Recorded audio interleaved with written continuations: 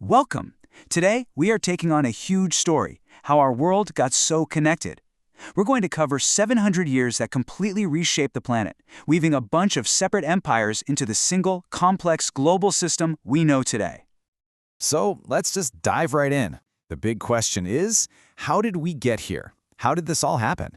To even begin to answer that, we've got to go back in time to see what the world was like before this massive transformation kicked off. And our story really begins right around the year 1200. It's a moment where you've got these incredible civilizations all over the world, but they're flourishing in their own separate bubbles for the most part. Yeah, a great way to think about it is not as a single unified globe, but as this amazing tapestry made of these really powerful, vibrant threads that, well, they just weren't woven together yet. Each one was its own world, with its own amazing culture and innovations, totally unaware of what was happening thousands of miles away. So what were these different threads? Let's do a quick spin around the globe and check out some of the most dynamic players on the world stage at this time. First up, in East Asia, you've got the Song Dynasty, and wow, they were an absolute powerhouse. You could easily argue they were the most advanced empire on the planet. I mean, they had a government based on who was smartest, not who your dad was. They built the massive Grand Canal for trade, they had this miracle rice that caused a population explosion, and they were already doing early forms of industrial production for steel. They were even mass-producing books. Now get this, completely cut off from all of that, civilizations in the Americas were building these incredible societies. You have the Mississippians building Cahokia, a city that was bigger than London at the time. The Aztecs engineered these incredible floating gardens to feed a massive capital city. And the Mayans? Their math and astronomy were so good their calendars were actually more accurate than the ones being used in Europe. Over in Africa, commerce and culture were just beautifully woven together. In West Africa, kingdoms like Ghana and Mali became unbelievably wealthy from the trans-Saharan gold trade. In the East, the city of Great Zimbabwe stands as this incredible monument to the riches of the Indian Ocean trade. And culture wasn't just written down, it was kept alive by these amazing storytellers called griots. And then you have Europe. And compared to these other empires, it was, well, kind of fragmented. Society was built around this system called feudalism. Basically, you trade loyalty for land. Most people were serfs, tied to these little self-sufficient manors, and the two big forces in their lives were their local lord and the incredibly powerful Roman Catholic Church. Okay, so you've got these amazing, powerful, but separate worlds. What happens next? Well, starting around 1450, a few things happen that start to pull and sometimes violently smash these threads together, creating the first truly global network. The first big thing was technology. A whole new toolkit for explorers came together, mixing innovations from all over. The astrolabe and compass meant you could actually know where you were going. The stern rudder and the Latin sail gave ships the level of control and speed that was unheard of. All of a sudden, the oceans weren't scary barriers anymore. They were highways. And this new tech lit a fire under the European powers. It kicked off the second catalyst, a huge competition between states. Driven by this really potent mix of God, glory, and gold, they started this mad dash to build huge empires across the seas. Portugal wanted the spice trade. Spain was after gold and silver, and pretty soon, France, England, and the Dutch all jumped in, trying to carve out their own piece of the world. Now, this new connection between continents set off one of the most significant events in all of human history, the Columbian Exchange. Think about it. For the first time, the plants, animals, and diseases of the Eastern and Western hemispheres were all mixed together. Potatoes and corn completely changed what people ate in Europe and Africa. Horses totally remade life in the Americas. But it also went the other way. Diseases like smallpox were brought to the Americas, and they were devastating, wiping out up to 90% of the indigenous population. And we have to be really clear about the incredibly dark and brutal heart of this new global connection.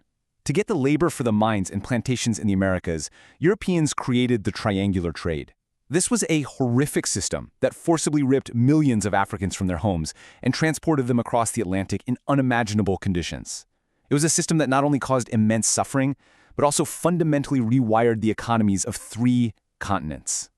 But you know, ships don't just carry goods and people. They carry ideas. And starting around 1750, a set of really powerful new ideas started to travel across these new networks. And these were ideas that would challenge everything about the old way of doing things. This was the Enlightenment. Thinkers like John Locke came along and basically dropped a bombshell. They started arguing that people have natural rights, and that governments get their power from the people, not from God. I mean, that was a truly radical, world-changing idea. It put the individual, not the king, at the center of the universe. And these were not just theories in a book. Oh no! These ideas lit a fuse that set off a chain reaction of revolutions all around the Atlantic. You have the American colonies demanding their rights, the French people rising up and overthrowing their king, and then the absolutely incredible story of the Haitian Revolution, where enslaved people fought for and won their freedom, creating their own nation. The old world of kings and subjects was literally crumbling. So, while all this political drama is unfolding, another revolution is just getting started. This one wasn't driven by ideas about rights, but by machines. This was the Industrial Revolution. Starting mainly in Great Britain, this was a total game changer for how we make stuff. Instead of one person making something in their cottage, now you had hundreds of people and huge machines all together in one factory. And the real key was James Watt's steam engine. It could turn coal into what seemed like limitless power, and that enabled mass production on a scale nobody had ever dreamed of. And the impact was just staggering. This chart really tells the story. In 1750, Asia was the manufacturing center of the world, no question. But fast forward to 1900, and industrial Europe and the US have completely taken over. Traditional producers in places like India just couldn't compete with the flood of cheap, factory-made goods. So after this 700-year whirlwind of connection, conflict, and revolution, where does that leave us? Well, by 1900, that old tapestry of separate threads is gone. It has been completely rewoven into something brand new. I mean, just look at the scale of this change. It's night and day. In a few hundred years, we went from land-based empires to industrial nation-states, from small, regional trade to a massive global capitalist economy. Society itself was turned upside down, from feudalism to nationalism and wage labor, all of it powered by steam and electricity instead of human and animal muscle. A new global system was born. And yes, it created wealth and progress and connection on a scale nobody could have imagined. But it was also a system that was built on conquest, on slavery, and on economic power plays that created these deep, lasting inequalities between different parts of the world. And that really is the crucial question that this whole 700-year journey leaves us with. The world we live in right now, our global trade, our instant communication, our politics, it was all forged in this period. But we have to ask, all this progress, all this connection, what was the cost, and who really paid the price?